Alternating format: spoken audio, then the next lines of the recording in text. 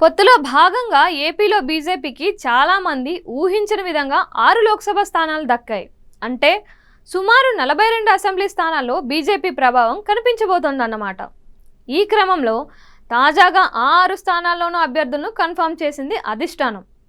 ఈ నేపథ్యంలో ఆ 6 స్థానాల్లోనూ స్థానిక పరిస్థితులు, వీరి విజయావకాశాలపై వాటి ప్రభావం మొదలైన విషయాలు ఇప్పుడు హాట్ టాపిక్గా మారాయి.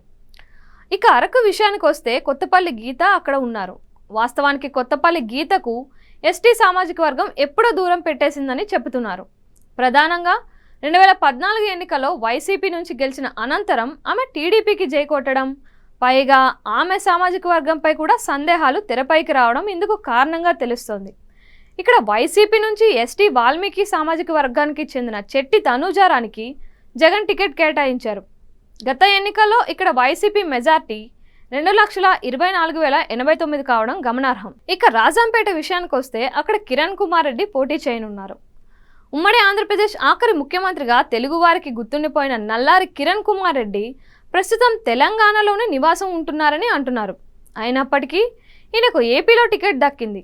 కాంగ్రెస్ పార్టీ నుంచి బీజేపీలో చేరిన ఈయన రాజంపేట లోక్సభ నియోజకవర్గం నుంచి పోటీ చేయబోతున్నారు. ఇక్కడ నుంచి ఈయన ప్రత్యర్థి YCP sitting MP Mithun Reddy కావడంతో ఫైట్పై ప్రత్యేక ఆసక్తి నెలకొంది. ఇక అనకాపల్లి విషయానికి వస్తే సీఎం రమేష్ అక్కడ నుంచి పోటీలో ఉన్నారు. 2020లో టీడీపీ నుంచి బీజేపీలో చేరిన సీఎం రమేష్ సొంత జిల్లా కడప కాగా ఆయన కడప నుంచి వచ్చి తాజాగా అనకాపల్లి లోక్సభ టికెట్ దక్కించుకున్నారు. ఇక్కడ గమనించాల్సిన విషయం ఏంటంటే అనకాపల్లిలో స్థానికులకే ప్రథమ ప్రాధాన్యత ఉంటుంది. ఇక్కడ క్యాస్ట్ కంటే స్థానికతకే ఓటర్లు పట్టం కడతారని అనేక ఉదాహరణలు ఉన్నాయి. మరి ఈసారి అనకాపల్లి ప్రజానీకం ఆలోచన ఎలా ఉందనేది వేచి చూడాలి. తిరుపతి విషయానికి వస్తే వరప్రసాద్ అక్కడ నుంచి పోటీ చేయబోతున్నారు. ఈ టికెట్ ప్రస్తుతం బీజేపీతో పాటు కూటమిలోనూ ఆసక్తిగా మారింది. నిన్నటి వరకు వైసీపీలో ఉన్న గూడూరు సిట్టింగ్ ఎమ్మెల్యే వరప్రసాద్ బీజేపీలో చేరి అనూహ్యంగా తిరుపతి టికెట్ దక్కించుకున్నారు. అసలు ఇంతకాలం బీజేపీ నేతలతో ఎలాంటి పరిచయం ఉన్నట్లు కనిపించిన ఆయన అనూహ్యంగా ఈ టికెట్ దక్కించుకోవడం గమనార్హం. ఈయన 2014లో తిరుపతి ఎంపీగా వైసీపీ నుంచి పోటీ చేసి 37,425 ఓట్లతో గెలిచారు. ఇక 2019లో ఇక్కడ వైసీపీకి 2,28,376 ఓట్ల మెజార్టీ దక్కింది. రాజమండ్రి విషయానికి వస్తే పురంధేశ్వరి ఉన్నారు అక్కడ. AP BJP chief Daggubati Purandeswari ఈసారి రాజమండ్రి ఎంపీగా పోటీ చేయనున్నారు. గత ఎన్నికల్లో విశాఖ ఎంపీ అభ్యర్థిగా పోటీ చేసిన ఆమెకు మొత్తం 12,39,921 ఓట్లకు గాను కేవలం 33,892 ఓట్లు మాత్రమే వచ్చాయి. అంటే 2.73% ఓట్లు మాత్రమే వచ్చాయి. దీంతో ఆమె 4వ స్థానానికి పరిమితమయ్యారు. అయితే రానున్న ఎన్నికల్లో ఆమె రాజమండ్రి నుంచి బరిలోకి దిగబోతున్నారు. సోమ వీర్రాజుకు అనపర్తి అసెంబ్లీ టికెట్ కేటాయిస్తే ఈమె తన నియోజకవర్గానికి మార్చుకునే ఆలోచనలో ఉన్నారనే కథనాలు కూడా తాజాగా తెరపైకి వచ్చాయి. ఇక 2019 ఎన్నికల్లో ఇక్కడ వైసీపీకి 1,21,634 ఓట్ల మెజార్టీ దక్కింది. ఇక నరసాపురం విషయానికి వస్తే శ్రీనివాస్ శర్మ అక్కడి నుంచి పోటీ చేయబోతున్నారు. ఇప్పుడు ఏపీ రాజకీయాల్లో ఈ స్థానం హాట్ టాపిక్గా మారింది. పార్టీ ఏదైనా నరసాపురం టికెట్ నాదే అని చెప్పుకున్న రఘురామకృష్ణంరాజు కాకుండా ఈ టికెట్ అనూహ్యంగా అన్నట్లుగా భూపతిరాజు శ్రీనివాస్ వర్మకు దక్కింది.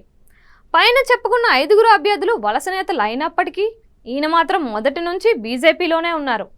ఇక్కడ గత ఎన్నికల్లో వైసీపీకి 31,991 ఓట్ల మెజార్టీ వచ్చింది. కూటమిలో భాగంగా టికెట్లు దక్కించుకున్న వారి ప్రస్తావన వచ్చినప్పుడల్లా అసలు సిసలైన బీజేపీ నేతలకు కాకుండా వలస పక్షులకే టికెట్లు దక్కాయన్న మాటలు ఆ పార్టీ హార్డ్ కోర్ కార్యకర్తల నుంచి వినిపిస్తోంది. ప్రస్తుతం ఏపీ బీజేపీని పూర్తిగా వలస నేతలు ఆక్రమించేశారని వారు అనుకుంటున్నారు. ఈ క్రమంలో జీవీఎల్ నరసింహారావుకు బీజేపీ ఎంపీ టికెట్ దక్కకపోవడంపై తీవ్ర విమర్శలు వెల్లువెత్తుతున్నాయి. గత కొన్ని సంవత్సరాలుగా జీవీఎల్ ఫర్ వైజాగ్ అంటూ పనులు చేసుకుంటూ స్థానికంగా పార్టీని కేడర్ను బలపరుచుకుంటూ వస్తున్న సంగతి తెలిసిందే. జీవీఎల్కి విశాఖలో హ్యాండ్ ఇచ్చింది బీజేపీ అధిష్టానం.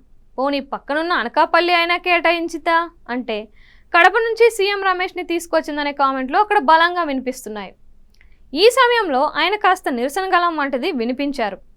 3 ఏళ్ల నుంచి తాను విశాఖలోనే ఉంటూ స్థానిక ప్రజలకు చేరువైనట్లు చెప్పిన జీవీఎల్ అక్కడ ప్రజల సమస్యలను తెలుసుకొని వాటిని పరిష్కరించే ప్రయత్నం చేసినట్లు తెలిపారు.